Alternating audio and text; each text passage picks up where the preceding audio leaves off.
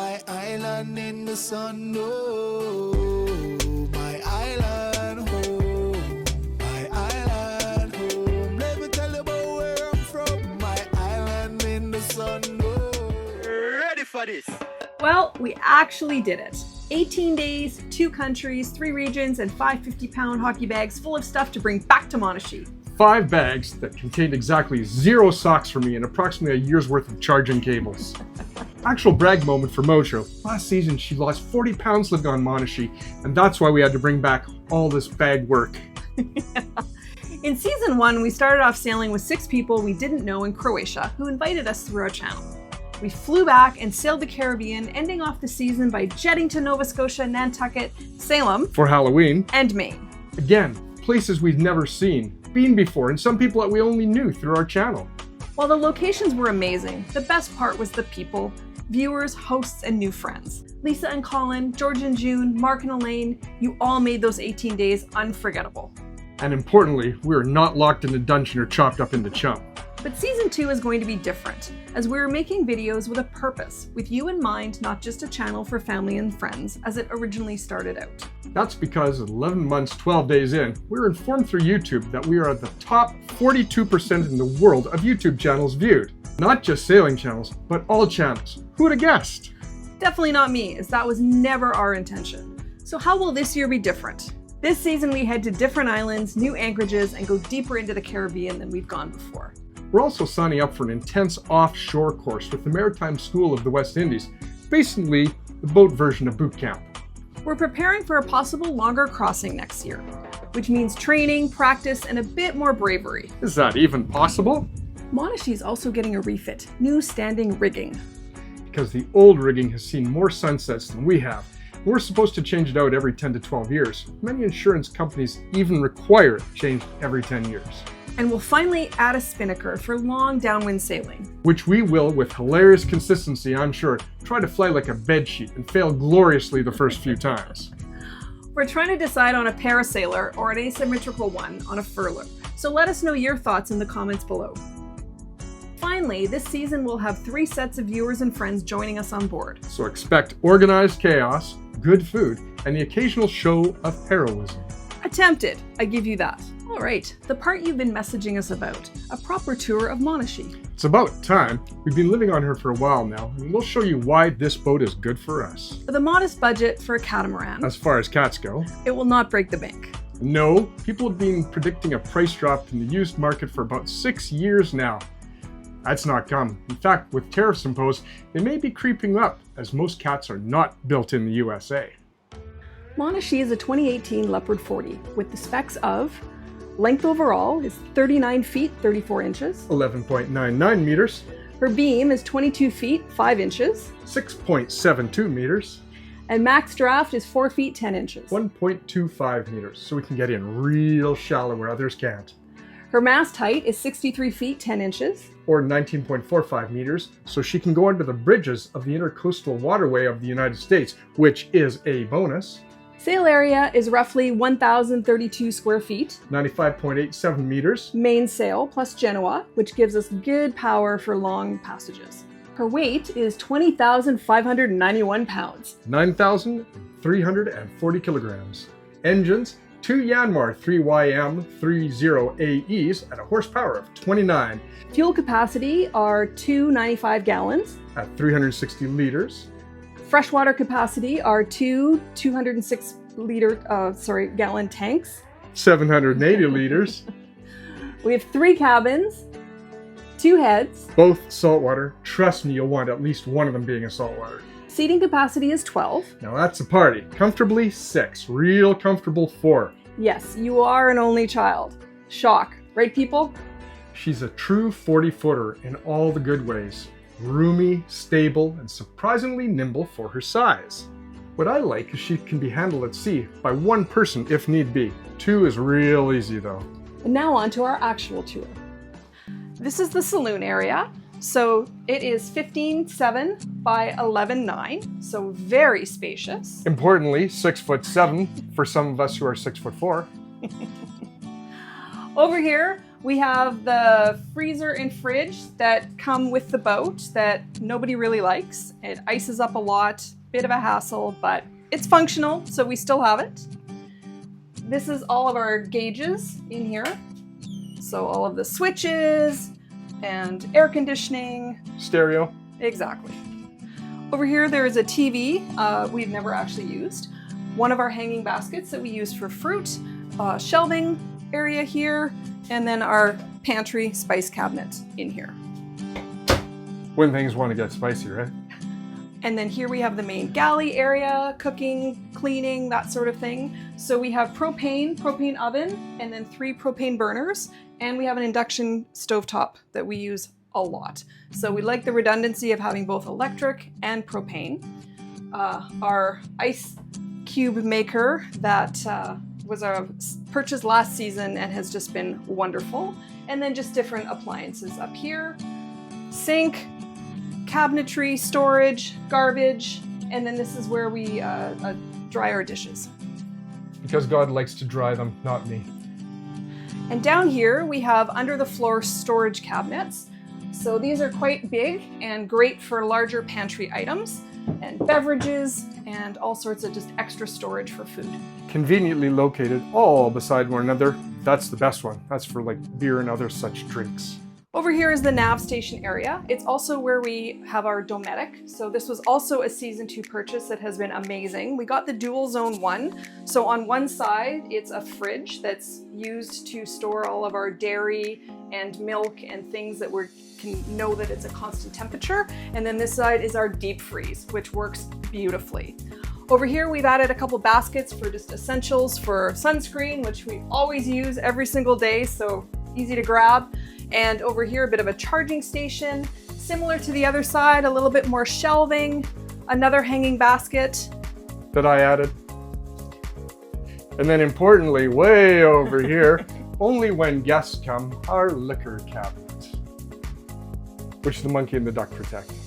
And then this area here, the seating area, is more than just that. So under each side, the cushions come off, more storage. So that's fabulous. So we store some of our appliances that we don't use as often, bigger pots and pans, and just more, again, more pantry items like a lot of juice and that sort of thing.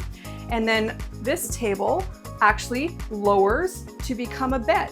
So we've got extra cushions that go on top here, and you can have an extra sleeping area out here. Remember those 12 people that said they could have on here? Well, that's probably where 4 of them sleep, if you're counting. I don't know where they're putting those people. Yeah. And then each of these 2 ottomans actually are storage areas as well. So the tops come off and more things to store. You wonder where you put your Tupperware? That's where you put your Tupperware. And on the port side in the hall, we have 2 cabins and a bathroom.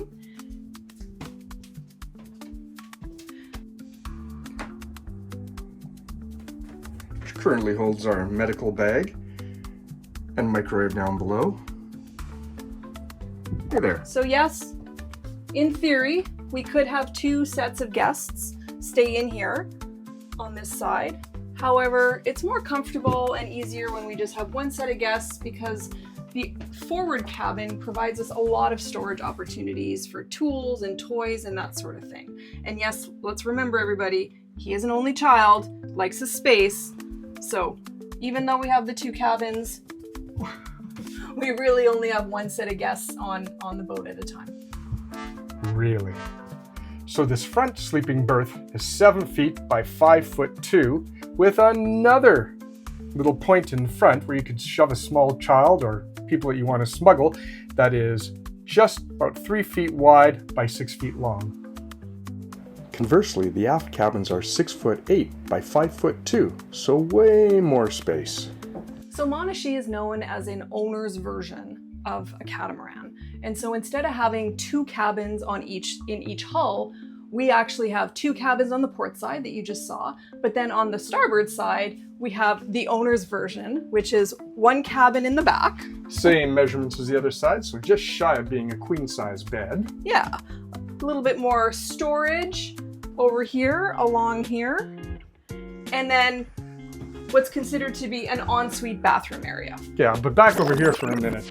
She gets the storage underneath the bed, those 2 shelving units like on the other side, this hanging cabinet full of dresses and clothing. This full drawer set, and I get essentially 2 shelves. So 2 shelves, then we got our other storage, backpacks, etc., everything else. So, but I guess realistically, all I need is a few shirts and a couple pairs of shorts, because that's all you ever see me dressed in, right? Exactly. Everything seems fair to me. And the ensuite. So the ensuite, larger bathroom, more space, more elbow room, nice stand-up shower in here, and then back there, a lot more storage area. Oh, let's go to a lot more storage area. I never get in here because this is her bathroom. But instead of the peak with a bed, that's where we store extra snorkel gear, extra life jackets, and a whole bunch of containers of whatever we buy at the next thing that reminds us of Costco. So it's a great bathroom. The heads on both of them are electric. So you've got the panel buttons over here, fill to flush, etc. That is great. I wish it had a part where you could actually pump it manually just in case. But so far, so good. So the cockpit is our actual command center, where we have our depth, wind speed, speed over ground when we're moving, our chart plotter, which is our map, so we can see where we're going. Think of it as a GPS map.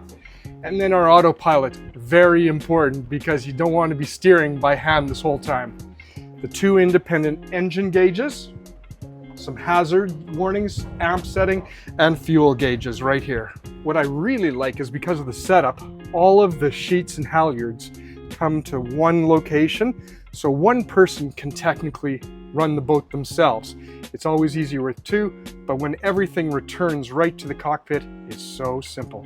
So we have an enormous amount of solar power for a boat this size, somewhere in the range of 2,900 watts, which gives us a lot of energy. We were told 3 panels was enough, but for the extra $400, we added an extra 450 watts of solar power, and that means our batteries are charged up generally by 11 a.m.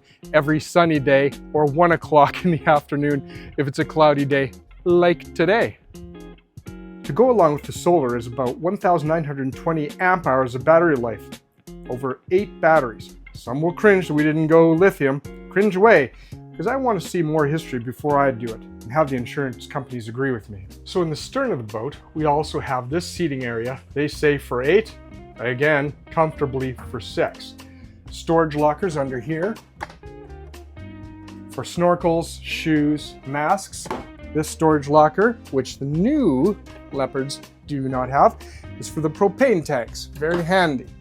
Water gathering system we've shown before, and a little storage system from the dollar store, which we just use as a shoe rack for all of our cloths, clothespins, laundry detergent, and of course suntan lotion. Have my hanging hammock that we string right across the area, which then leads us over to this area, which holds the other 4 batteries for our locker. Swim grid platform, called sugar scoops on a catamaran with the ladder. Outdoor shower, our little camping shower that bring along to heat up water. Barbecue, and then we go along the port side here because we've got walkways on both, which are probably about 3 feet wide, my feet at least, to the trampoline. Princess seats where you sit and watch dolphins on each side. Trampoline is wonderful because after you go swimming, you can literally come out here and just dry off. Under here is where the main generator used to be, which is very large. But we now have the 2200 watt Energizer generator, our water maker, one of the water tanks, all of our ropes for docking, and our fenders. Huge area now. This area is where we control the anchoring system. So we let the anchor out. There are little deploying buttons here, up and down. And then over here is the additional water tank. Right under there, a washdown pump, and the other half of our water making desalinator system. Finally, under here, we store 60 liters of diesel, 40 liters of gasoline, just in case you're in a place where they might happen to run out of diesel or gasoline. So that concludes our little tour of Monashee. Hope you enjoyed it. We searched all over the internet for a complete tour of this identical boat, and we did not find one. There were some that were quick walkthroughs, but they didn't show you anything. They were like boat shows, just doing a 1-minute sweep. So hopefully this was interesting to you. And if you have any questions, don't forget, hit us up in the comments down below. We can get that answer for you right away. Like how I put my hand right in front of your face. That was good camera director's work. Yeah. Thanks. So that's the plan, there's the tour, new islands, spinnaker, or refit, and friends joining us. Season 2 will be equal parts education, exploration, and entertainment. If you have any suggestions on what we'd like to see or where we should go, suggest it in the comments below. Be nice! So follow along with our journey of discovery aboard Monashee as we explore exotic and distant lands and dive into faraway oceans filled with bizarre and wondrous things. And don't forget, there will always be more sunsets to dream about. Thanks for sharing our journey and subscribing. And check out this next video, as we believe Magellan would have liked it too.